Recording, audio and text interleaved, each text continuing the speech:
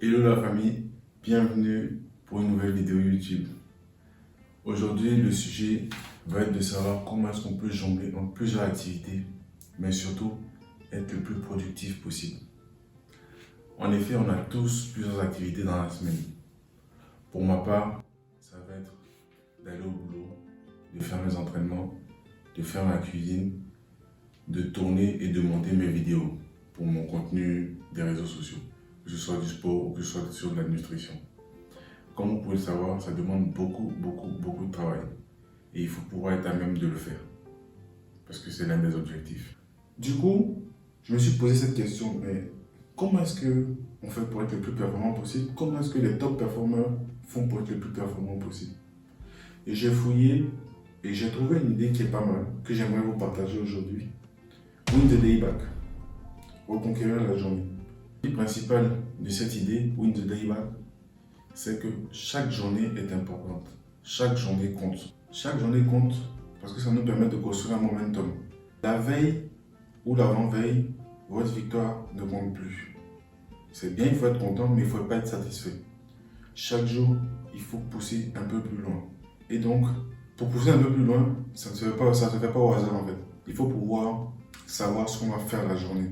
Et le premier point, la première astuce qui nous est donnée dans ce livre pour être le plus productif possible pendant la journée, c'est de planifier sa journée. Et c'est logique. Si on ne sait pas ce qu'on va faire la journée, on subit la journée, on ne fait rien ou on fait ce qui nous semble facile et à la fin de la journée, on n'a pas évolué, on n'a pas bougé d'un iota. Là, avec la planification, on sait exactement ce qu'on va faire et ce qu'on doit faire pour évoluer. Et par exemple, pour ma part, vous allez voir juste ici, j'ai une planification bien déterminée pour me dire à la fin de la journée, ok, c'est une journée réussie.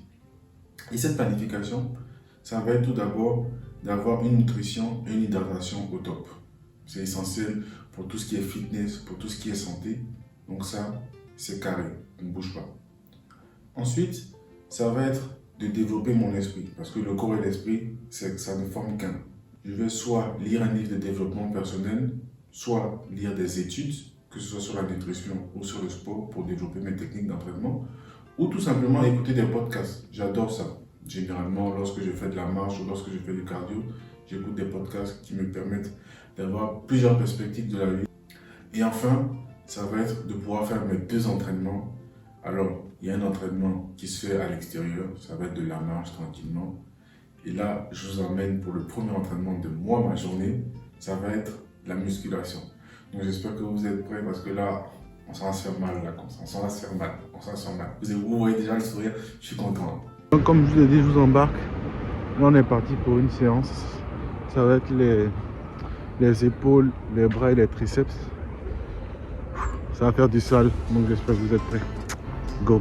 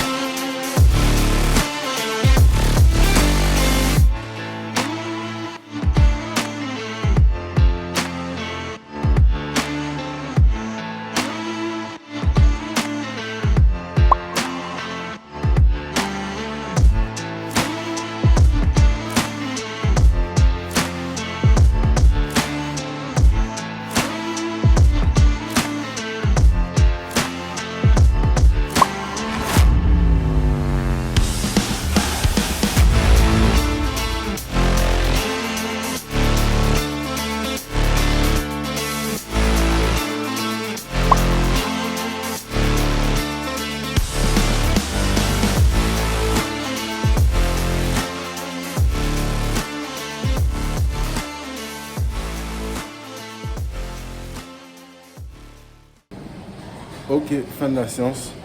Donc du coup, on se retrouve à la maison pour débriefer tranquillement. Et vous donner la seconde astuce. Allez, à toutes. La seconde astuce, ça va être de commencer tôt. De commencer tôt, ça inclut un réveil tôt le matin. C'est relatif. Ça peut être 8 heures pour vous, ça peut être 7 heures pour certains, ça peut être 6 heures. Pour moi, c'est 6 heures.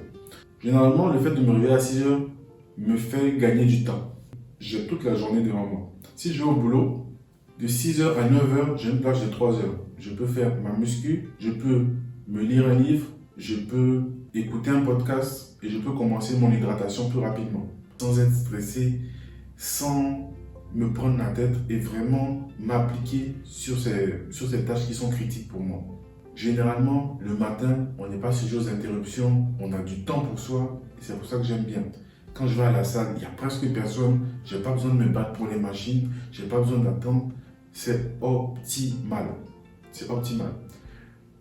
Après, de 9h à 12h30, je suis au boulot, je travaille.